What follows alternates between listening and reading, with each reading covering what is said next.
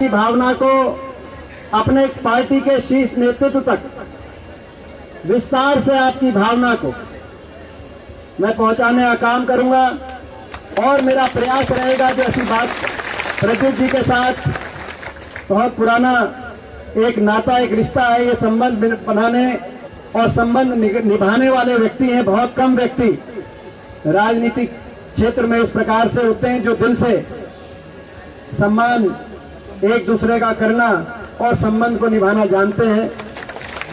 तो आपने जैसी आपकी जो उम्मीद है पार्टी के शीर्ष नेतृत्व तक भी आपकी बात पहुंचाई जाएगी प्रद्युत जी, और संसद के अंदर भी आपकी आवाज पहुंचाई जाएगी।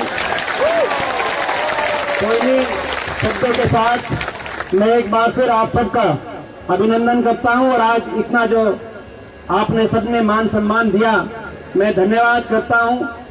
और कभी आवश्यकता पड़ी आप कभी हरियाणा आए तो ये जो आज मान सम्मान मिला है इस मान सम्मान को दुगना करके हरियाणा के अंदर आपको देने का हम काम करेंगे। धन्यवाद। जय हिंद।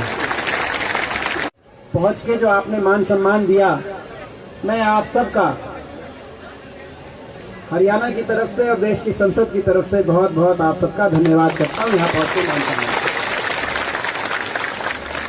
मैं कोई बहुत लंबी बात नहीं कहने आया, मैं आज आपकी बात सुनने के लिए यहाँ पे आया हूँ ताकि आपकी बात सुन के सही जगह पे आपकी बात मैं पहुँचाने का प्रयास करूँ। मैं आप लोगों को अभिनंदन करना चाहता हूँ क्योंकि मेरा भी लंबा तजुर्बा हो गया।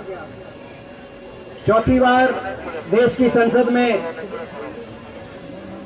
पहुंचने का मुझे अवसर मिला है और पिछले 16-17 साल से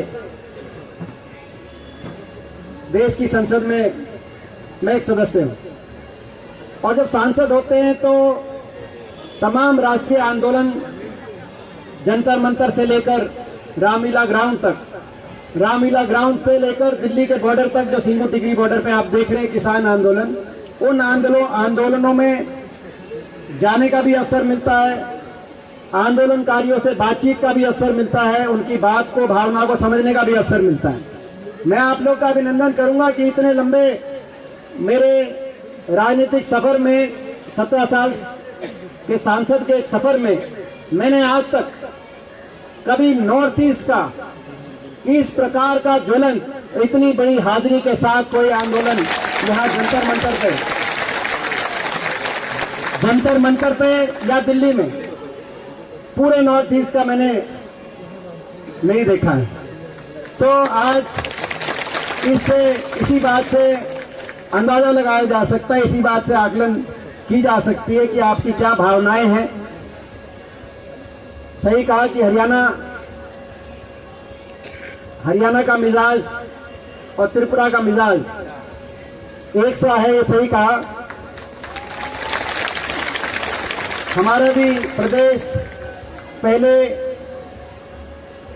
जॉइंट पंजाब था, लेकिन एक लंबे संघर्ष के बाद, एक आंदोलन के बाद हरियाणा एक हिंदी मूवमेंट चली और हरियाणा प्रदेश अलग बना। और यह भी सही कहा कि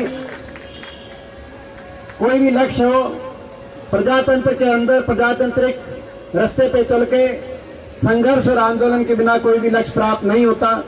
और इस मौके पर जो उदाहरण दिया, मैं भी देश के अन्नदाता और किसान को नमन करता हूं जिन्होंने पिछले 1 साल से जो आंदोलन चलाया, हम लोग भी उसमें शामिल थे। उस आंदोलन ने इतनी अहंकारी सरकार, दिल्ली की सरकार को झुकाने का काम किया और 3 कानून कृषि के सरकार को वापस लेने पड़े। वो तभी संभव हुआ जो एक संघर्ष हुआ, एक कुर्बानी हुई। तो आप लोग भी कर रहे हैं। बहुत से राष्ट्रीय विषयों पर समय समय पर चर्चा होती रहती है, और जो हमेशा मैंने देखा है आप लोगों के प्रति, त्रिपुरा के प्रति, नॉर्थ ईस्ट के प्रति उनके दिल में एक दर्द रहता है और दर्द दिखता है।